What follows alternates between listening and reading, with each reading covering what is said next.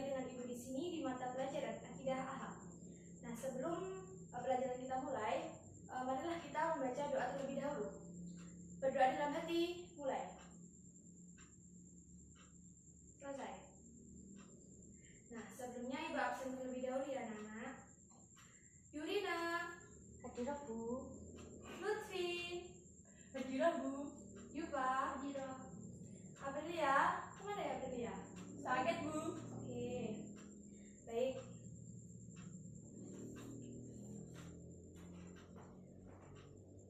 Sebelum pelajaran pagi ini kita mulai, Ibu akan mengulas sedikit tentang materi yang akan kita ajarkan di pagi ini. Nah, sebelumnya yaitu tentang adab. Nah, sebelum masuk ke materi inti, Ibu akan menjelaskan pentingnya adab di kehidupan kita. Syekh besar kita, Syekh Abdul Qadir Al-Jailani pun berkata, "Aku lebih menghargai orang yang beradab daripada orang yang berilmu, karena jika hanya berilmu, iblis pun ilmunya lebih tinggi daripada manusia." Bisa kita pahami bahwa tingkatan adab lebih tinggi daripada ilmu. Jadi ada istilah beradab terlebih dahulu, kemudian baru berilmu. Karena percuma jika kita mungkin sekolah kita sudah sarjana, sudah menjadi guru, sudah menjadi dokter, tetapi adab kita itu nol, kita tidak punya angga ungguh, nah istilahnya seperti itu. Sampai sini bisa dipahami? Bisa, Bu. Baik, langsung saja masuk ke materi inti, yaitu tentang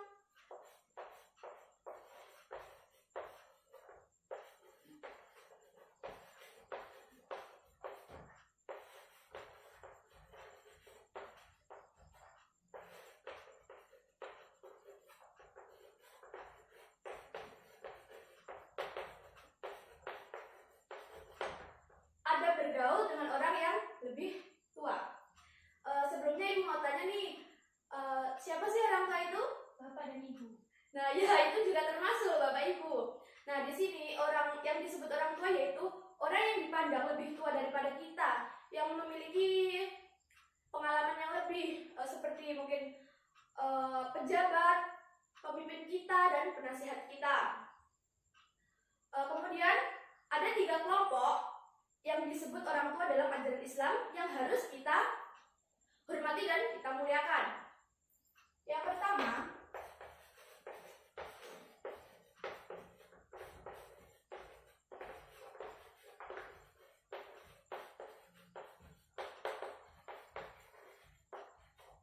Bapak Ibu yang melahirkan, yaitu Bapak dan Ibu kandung kita, seperti yang dikatakan Mbak Iva tadi. Kemudian yang kedua,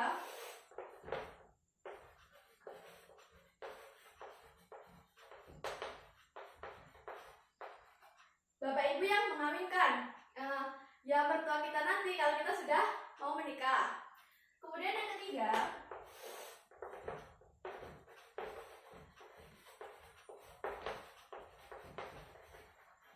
Bapak Ibu yang mengajarkan, yaitu siapa anak-anak? Bapak dan Ibu guru. Ya, betul sekali. Nah, begitu tingginya kedudukan orang tua sehingga Allah menyuruh kita untuk selalu menghormati orang tua dan selalu berbakti kepada kedua orang tua. Seperti yang sudah dijelaskan dalam Al-Quran, Quran Surat Luqman ayat 14 yang artinya, "Dan kami perintahkan kepada manusia berbuat baik kepada 2 orang tua, ibu dan bapakmu. Ibumu yang telah mengandungmu dalam keadaan lemah yang bertambah-tambah dan menyapihmu dalam 2 tahun. Bersyukurlah kepadaku dan 2 orang tuamu, bapak ibumu. Hanya kepadakulah tempat kembalimu." Kandungan surat tersebut sudah sangat jelas, yaitu kita diperintahkan untuk selalu berbuat baik kepada kedua orang tua, berbakti kepada kedua orang tua, khususnya ibu kita. Coba saja kalian bayangkan, ibu kalian yang sudah mengandung kalian, yang menyusui kalian, dan merawat kalian dengan penuh kasih sayang, dan ibu kalian pun juga tidak meminta balasan sedikit pun. Hanya saja kita sebagai anak harus gimana ya, timbal baliknya itu loh, kita harus menghormati dan selalu berbakti kepada mereka. Lanjut, poin yang kedua, yaitu tentang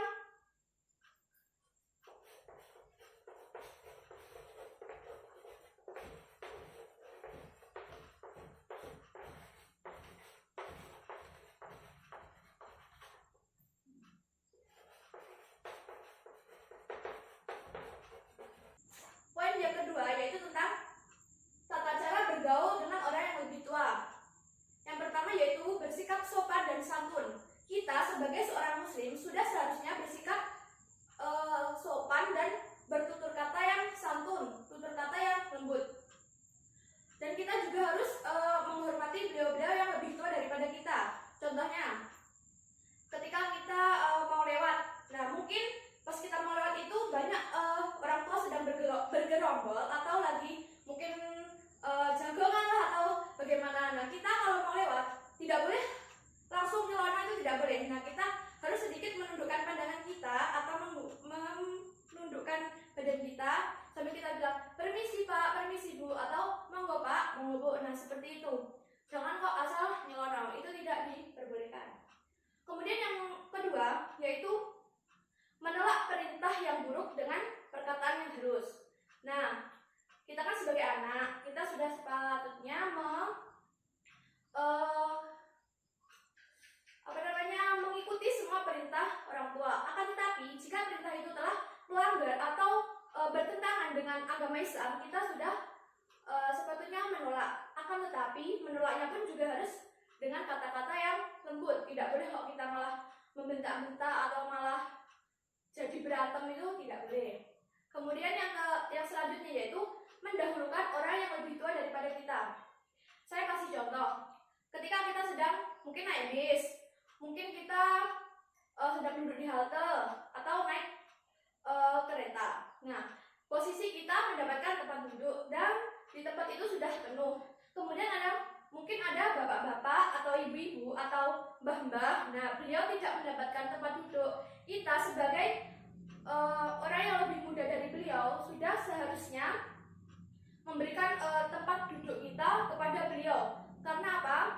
Karena kita itu masih muda, kita masih mempunyai semangat dan kita masih lebih kuat daripada beliau. Jadi kita harus memberikan tempat duduk tersebut kepada beliau.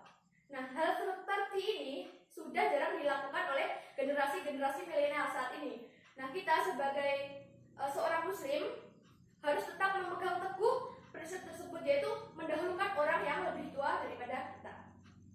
Mungkin sampai di sini ada yang ditanyakan? Tidak. Sudah paham? Baik, kita lanjutkan. Kemudian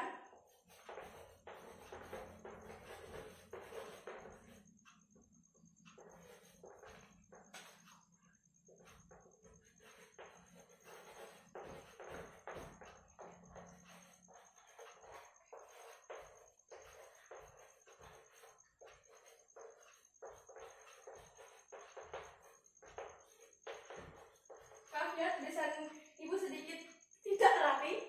Ya bu, mohon dimaklumi, sudah tua. Kemudian larangan bergaul dengan orang yang lebih tua. Yang pertama yaitu durhaka kepada orang tua. Dalam hadis dijelaskan, Abdullah bin Umar meriwayatkan Nabi Shallallahu Alaihi Wasallam bersabda, Bismillahirrahmanirrahim, Ridaullahi fi ridal walidaini wa sutullahi fi sutul walidaini. Yang artinya, keridhaan Allah tergantung ridhonya orang tua dan murkanya Allah, marahnya Allah tergantung murkanya orang tua. Keutamaan dari sini yaitu bagaimana cara kita untuk selalu mendapatkan ridho, mendapatkan cinta dari kedua orang tua kita. Karena apa? Jika orang tua sudah cinta, sudah ridho, maka Allah pun juga akan meridhoi apa yang kita lakukan. Nah, seperti itu. Kemudian yang kedua, bersikap arogan. Nah, arogan di sini yaitu menyombongkan diri, membanggakan diri. Misal nih kita lagi kumpul mungkin sama orang-orang tua. Nah, posisi kita itu kita sudah mungkin menjadi guru, menjadi dokter atau bahkan menjadi DPR. Nah, kita kan punya pangkat. Kemudian beliau-beliau itu mungkin hanya lulusan SD, lulusan SMP. Nah, walaupun seperti itu, kita tidak boleh membanggakan apa yang sudah kita miliki. Sekolahku lo dhuwur. Nah, seperti itu. Kita tidak boleh menyombongkan itu. Karena apa? Beliau walaupun sekolahnya hanya tamatan SD atau SMP, pengalaman beliau lebih besar daripada kita. Mereka sudah merasakan bagaimana pahit manisnya kehidupan.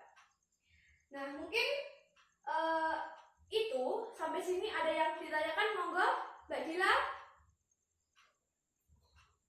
Bagaimana cara kita berbakti kepada orang tua yang sudah meninggal? Oh, bagus.